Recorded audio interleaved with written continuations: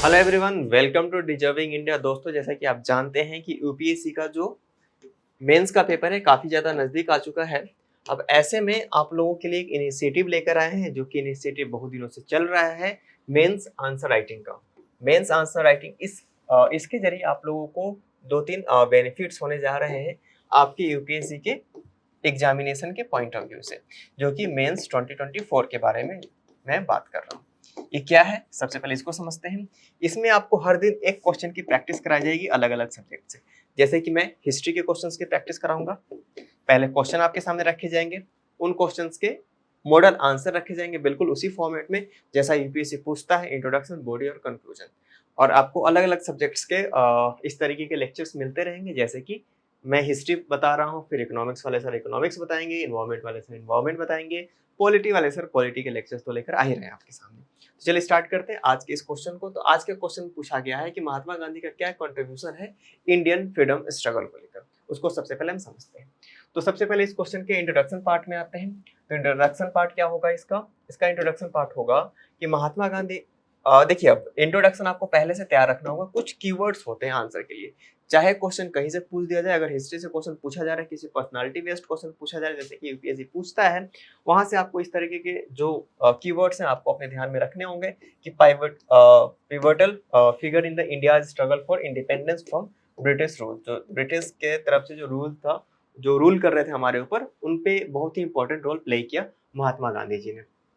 उनका जो unique approach था एक्टिविज्म को लेकर, बहुत ही यूनिक अप्रोच लेकर आए थे। अब इसको इस लेक्चर में डिफाइन कर पाना पॉसिबल नहीं है, क्योंकि उन्होंने बहुत ऐसे चेंजेस लेकर आए थे भारतीय राजनीति में जो कि काफी ज्यादा नया था उस वक्त के लिए। तो फिलहाल हम activism rooted in non violence and civil disobedience, मतलब कि आप लोग बचपन से पढ़ते आ रहे हो कि अहिंसा के पुजारी थे महात्मा गांधी। तो नॉन वायलेंस की बात करते थे, सिविल डिसोबीडियंस की बात करते थे। इसी के साथ significantly save the course of the freedom movement. इसी के साथ उन्होंने फ्रीडम मूवमेंट का जो कोर्स था उसको बहुत ही चालाकी से, बहुत ही समझदारी से और सबके साथ समन्वय बैठाते हुए आगे की तरफ लेकर जाते हैं। अगले स्लाइड में चले तो हम यहाँ पे बात करेंगे बॉडी पार्ट की। क्योंकि 150 वर्ड्स में आंसर करना था, इसलिए इसको बहुत ही शॉर्ट में हम लोग कर रहे हैं। आपको जैसे कि पता है, दो तरीके से क्वेश्चन पूछे जाते हैं यूपीएससी मेंस में। एक होता है 150 वर्ड्स में, दूसरा होता है 250 वर्ड्स में। तो बॉडी पार्ट में अगर हम आएंगे तो गांधी जी का जो आइडियोलॉजी था, नॉन वायलेंस जिसको कि हम अहिंसा बोलते हैं, ट्रुथ जिसको कि हम सत्याग्रह बोलते हैं, और रेवोल्यूशनाइज्ड इंडिपेंडेंस मूवमेंट, जो कि इसने बिल्कुल ही इंडिया का जो फ्रीडम स्ट्रगल था, इंडिपेंडेंस मूवमेंट था, उसको रेवोल्यूशन, क्रांतिकारी बदलाव में बदल दिया।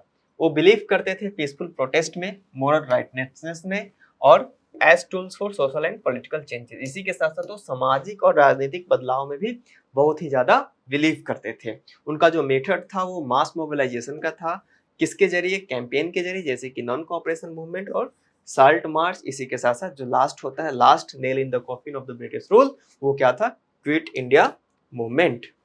आगे बढ़े तो देखेंगे कि ये जो कैंपेन्स थे, ये सिर्फ ना कि ग्लोबलाइज करता है मिलियंस ऑफ द इंडियंस को, बल्कि एक इंटरनेशनल अटेंशन भी लेकर आता है इंडिया के ऊपर। आपको पता है उस वक्त पे यूएसए को इंडिपेंडेंस मिल चुकी थी और वहां का मीडिया काफी ज्यादा कवर कर रहा था इंडियन इंडिपेंडेंस मूवमेंट को।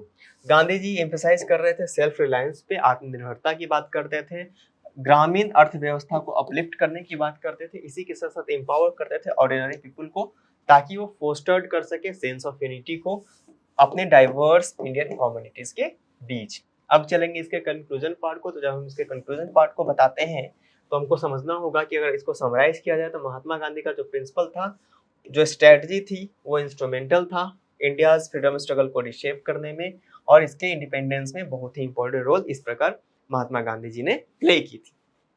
उनका जो डेडिकेशन था नॉन वायलेंस रेजिस्टेंस को लेकर, सोशल रिफॉर्म्स को लेकर, इसी के साथ साथ बहुत लंबे समय तक इसने इम्पैक्ट डाला और एक नया रास्ता तैयार किया किस तरीके से हम सोवरेनिटी को अचीव करें, जो कि हम लोगों ने 1947 में अचीव किया। 15 अगस्त 1957 को 47 को हम लोगों ने आज़ादी प्राप्त की और उसी दिन से 15 अगस्त को इंडिपेंडेंस डे के तौर पे सेलिब्रेट किया जाने लगा।